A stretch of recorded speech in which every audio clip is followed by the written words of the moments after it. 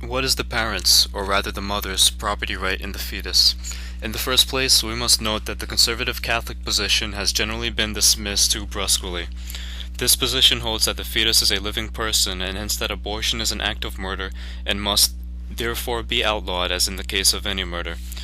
The usual reply is simply to demarcate birth as the beginning of a live human being possessing natural rights, including the right not to be murdered. Before birth, the counter-argument runs, the child cannot be considered a living person. But the Catholic reply that the fetus is alive and is an imminently potential person then comes disquietingly close to the general view that a newborn baby cannot be aggressed against because it is a potential adult. While birth is indeed the proper line of demarcation, the usual formulation makes birth an arbitrary dividing line and lacks sufficient rational groundwork in the theory of self-ownership. The proper groundwork for analysis of abortion is in every man's absolute right of self-ownership. This implies immediately that every woman has the absolute right to her own body, that she has absolute dominion over her body and everything within it. This includes the fetus. Most fetuses are in the mother's womb because the mother consents to this situation, but the fetus is there by the mother's freely granted consent. But should the mother decide that she does not want the fetus there any longer, then the fetus becomes a parasitic invader of her person, and the mother has the perfect right to expel this invader from her domain.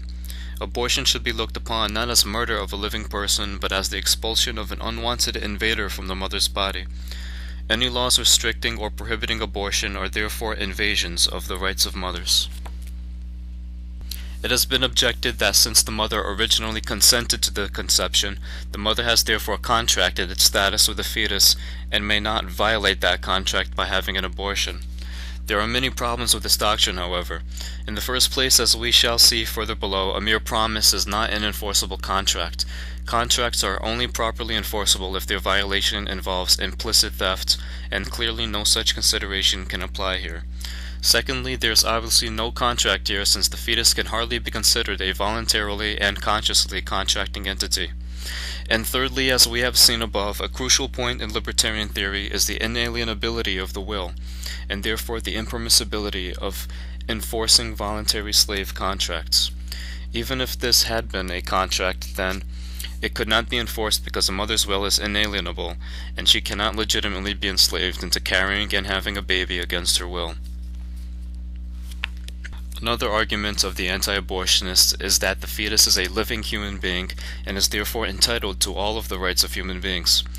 Very good, let us concede for purposes of the discussion that fetuses are human beings, or more broadly, potential human beings, and are therefore entitled to full human rights.